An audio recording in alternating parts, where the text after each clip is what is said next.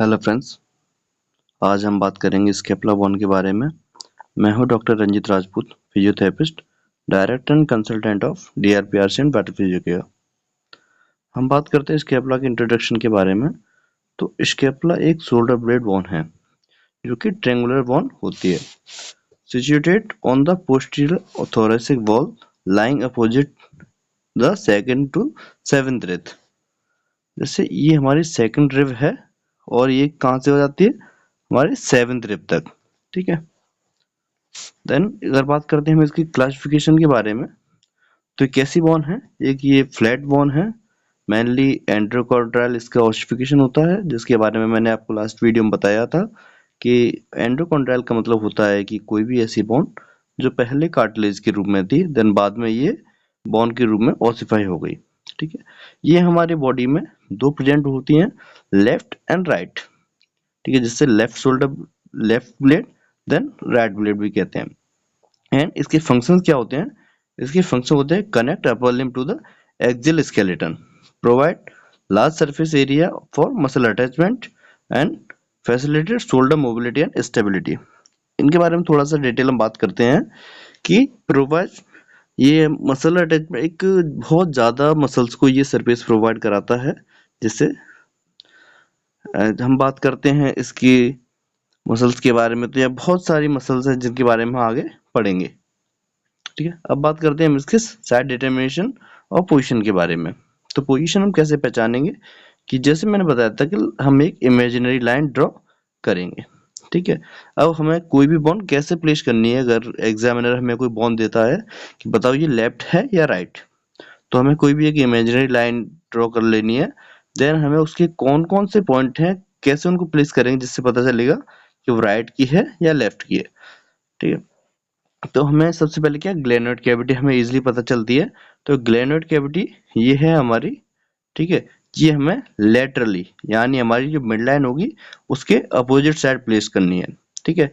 And spine of scapula less posteriorly, जब भी हम उसे किसी टेबल वगैरह पे रखते हैं तो हमें उसकी स्पाइन जो है ये शो होनी चाहिए, यानी इसके अपोजिट एरिया हमारा टेबल की साइड होना चाहिए। ठीक है। देन हम बात करते हैं इसकी कोराकोइड प्रोसेस की। तो कोराकोइड प्रोसेस जो है वो हमें शो नहीं होगी, क्योंकि वो स्पाइन के जस्ट पीछे की ओर जाएगी। तो पीछे वाला एरिया है ये कोराकोइड प्रोसेस हमारे पीछे की साइड रहेगी। एंड इंटीरियर एंगल, एम्फीरियर एंगल जो है वो हमारा कहाँ रहेगा, नीचे की ओर। जो हमारा एम्फीरियर एंगल रहेगा वो हमारा नीचे की तरफ इसे रखेंगे। ठीक है। अब बात करते हैं हम सरफेसेस ऑफ स्केपुला के बारे में, इसकी कौन कौन सी सरफेस होती हैं। तो इसकी दो सरफेस होती हैं, एक costal surface, then second dorsal surface. हम बात करते हैं अभी कोस्टल सरफेस के बारे में। कोस्टल सरफेस क्या है, तो ये एक कॉनकेव सरफेस होती है। ठीक है। कॉनकेव सरफेस कैसे, कि ये हमारी कोस्टल सरफेस है और ये हमारी डोर्सल सरफेस है। ठीक है। तो ये कैसी, यहाँ से ये कोस्टल, यहाँ एक ग्रुप टाइप का है, इसलिए इसे कोस्टल सरफेस बोलेंगे। ठीक है। कॉनकेव है ये।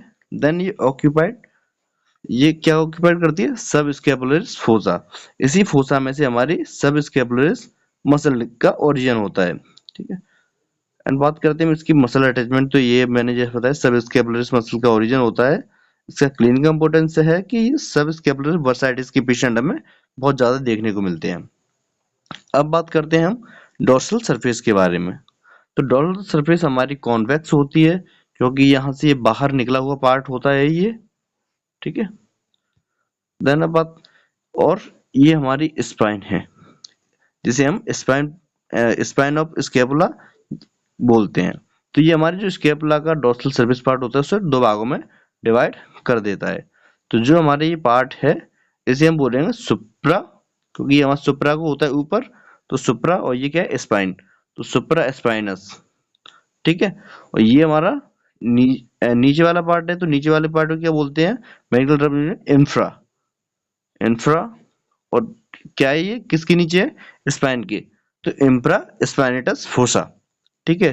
देन इसी से हम याद रखेंगे जो हमारा सुप्रा स्पाइनेटस फोसा में मसल होगी उसको क्या बोलेंगे, सुप्रा स्पाइनेटस मसल, और जो नीचे यहाँ मसल होगी इस वाले एरिया की उसे बोलेंगे इंफ्रा स्पाइनेटस मसल। अब बात करते हैं हम स्केपुला के बॉर्डर के बारे में कि स्केपुला के कौन कौन से बॉर्डर हैं। तो स्केपुला के मेनली 3 बॉर्डर होते हैं, जिसमें फर्स्ट है हमारा सुपीरियर बॉर्डर। ठीक है, सुपीरियर बॉर्डर कहाँ है कि सुपीरियर बॉर्डर कैसा होता है, थिन। ये हमारा जो ऊपर वाला पार्ट है ये हमारा सुपीरियर बॉर्डर है। ठीक है, तो ये क्या है शॉर्टेस्ट और थिनेस्ट होता है, बहुत छोटा बॉर्डर है। ये 3 बॉर्डर होते हैं इसका, superior border, medial border, then lateral border. ठीक है, ये तो ये हमारे मतलब सबसे छोटा बॉर्डर है, शॉर्टेस्ट बॉर्डर है। और स्ट्रक्चर यहाँ से जो ये नॉच है, मैं इसके नॉच दिखाता हूँ आपको। ये जो नॉच है सुप्रास्कुलर, यहाँ से एक लिगामेंट निकलता है और उसके नीचे और उसके ऊपर एक आर्टरी और नर्व होती है, जिसका निमोनिक होता है आर्मी ओवर नेवी अंडर। यानी जो आर्टरी होगी वो लिगामेंट के ऊपर होगी और जो नर्व होगी वो लिगामेंट के नीचे होगी। ठीक, अब बात करते हैं हम मीडियल बॉर्डर के बारे में। तो मीडियल बॉर्डर हमारा कौन सा होता है, ये हमारा जो बॉर्डर आया है स्केपुला का, ये हमारा जो बॉर्डर है ये हमारा कहलाएगा मीडियल बॉर्डर। ठीक है, अब क्या पैरेलल टू दी वर्टिब्रा, यहाँ हमारी वर्टिब्रा होगी, यहाँ हमारी सेकंड वर्टिब्रा और यहाँ हमारी 7th वर्टिब्रा। इसके बीच में हमारा ये पूरा होगा, वो हमारे मीडियल बॉर्डर है। ठीक है, अब यहाँ से क्या कई मसल्स के ओरिजिन भी होते हैं और इंसर्शन भी। तो कौन कौन सी मसल्स हैं, यहाँ से हमारी लेवेटर स्केपुलाई मसल्स का इंसर्शन है।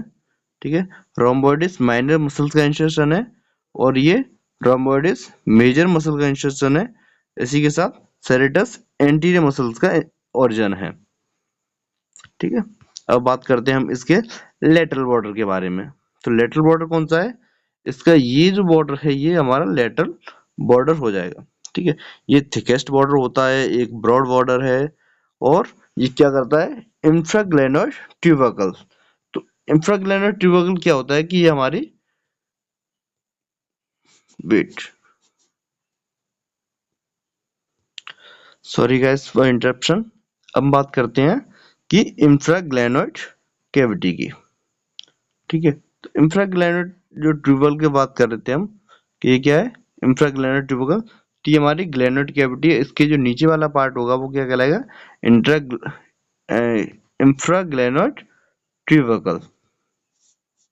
ओके, अब बात करते हैं इसके एंगल्स के बारे में, किसके कौन कौन से एंगल्स होते हैं। तो सबसे पहले इसका सुपीरियर एंगल। तो सुपीरियर एंगल कहाँ होता है कि जो हमारा सुपीरियर बॉर्डर और जो मिडिल बॉर्डर था वहां पे जो हमारा जंक्शन बन रहा है वो कहलाएगा हमारा सुपीरियर एंगल।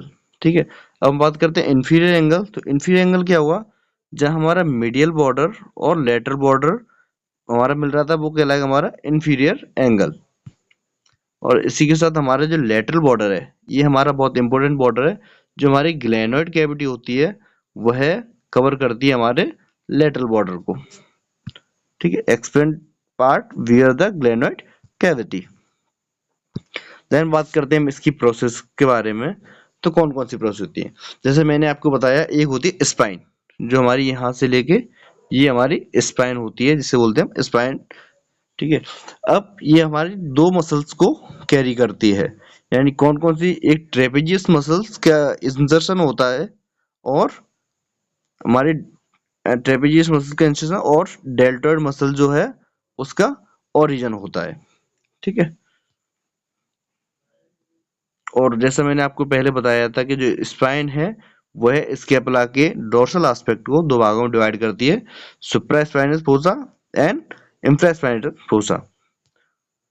ठीक है, अब बात करते हैं हम इसकी एक और पार्ट के बारे में, एक्रोमियन प्रोसेस। तो यहाँ से हमारे स्पाइन वाले जो ये पार्ट था इसके आगे का जो पार्ट है वो कहलाएगा एक्रोमियन प्रोसेस। एक्रोमियन प्रोसेस क्या है कि ये फ्लैट होती है, lateral extension of spine, articulate with the clavicle. अब यहाँ से हमारी क्लेविकल जाती है ऐसे पीछे की ओर। ठीक है, ये हमारी ये ऐसे क्लेविकल से जॉइंट बनाती है, जिससे क्या बोलते हैं एक्रोमियो, क्योंकि ये एक्रोमियन प्रोसेस है। देन और ये क्या क्लेविकल, तो एक्रोमियो क्लेविकुलर जॉइंट। इसके अटैचमेंट कौन कौन से होते हैं, तो अटैचमेंट इसमें जो सेम थे वो ट्रेपेजियस मसल्स का अटैचमेंट होगा और डेल्टोइड मसल का अटैचमेंट होगा। ठीक है, अब बात करते हैं कोराकोइड प्रोसेस की। तो कोराकोइड प्रोसेस भी बहुत इंपॉर्टेंट हमारे लिए, ठीक है। जैसे कि इसका पहले तो शेप की बात करते हैं, तो कैसा शेप होता है इसका, हुक लाइक स्ट्रक्चर हमें शो होता है ऐसे, ठीक है, जैसे एक बेंड फिंगर होती है वैसे।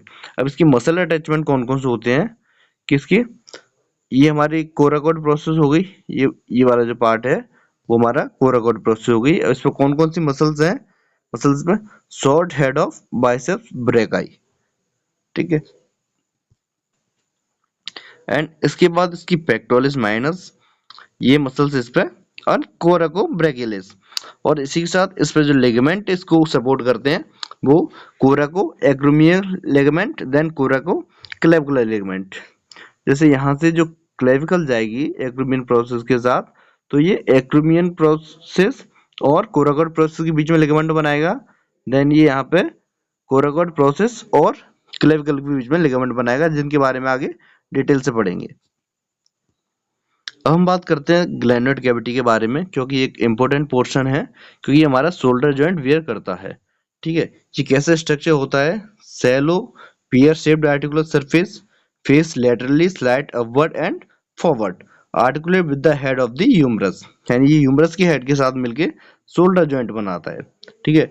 डिपेंडेंट बाय द ग्लैनोइड लेब्रम, क्योंकि इसकी ग्लैंडुलर कैविटी जो है उसका साइज छोटा होता है, इसकी वजह से हाईली मोबाइल होता है बट लेस स्टेबल होता है, यानी कि इसमें स्टेबिलिटी तो कम होती है बट इसकी मोबिलिटी बहुत ज्यादा होती है।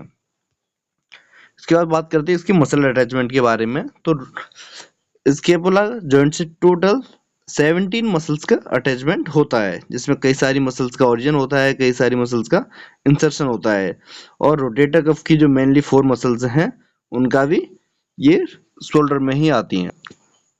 जैसे रोटेटर कफ की कौन कौन सी मसल होती हैं, जो हमारी SITS मसल्स होती हैं, SITS, supraspinal muscle, infraspinal muscle, teres minor and subscapularis, ये हमारी मसल्स शोल्डर को रोटेट करने में हेल्प करती हैं। इसके साथ deltoid, trapezius, serratus anterior, rhomboids and teres major minor, ये मसल्स भी शोल्डर की बहुत इंपॉर्टेंट मसल होती हैं। अब बात करते हैं इसकी ब्लड सप्लाई के बारे में। तो इसे कौन कौन सी आर्टरीज सप्लाई करती हैं, यानी सुप्रास्कैपुलर आर्टरी, ठीक है, सुप्रास्कैपुलर आर्टरी इसको सप्लाई करती है, डोर्सोस्कैपुलर आर्टरी ब्लड सप्लाई करती है, सर्कमफ्लेक्स आर्टरी इसको सप्लाई करती है। अब बात करते हैं इसके नर्व रिलेशन के बारे में, कि स्कैपुला जॉइंट को सप्लाई होने वाली सभी मसल्स को कौन कौन सी नर्व सप्लाई होती है। तो suprascapular nerve, suprascapular nerve, dorsoscapular nerve, then long thoracic nerve. अब बात करते हैं इसकी क्लिनिकल अटैचमेंट के बारे में। तो injury to long thoracic nerve with scapula. अब हम बात करेंगे इसकी ऑसिफिकेशन ऑफ स्कैपुला के बारे में। तो इसका प्राइमरी ऑसिफिकेशन क्या होता है, कि इसकी जो प्राइमरी सेंटर होती है वो इसकी बॉडी होती है, देन सेकेंडरी सेंटर्स होते हैं इसके coracoid process, agreement process, glenoid cavity, medial border, then inferior angle.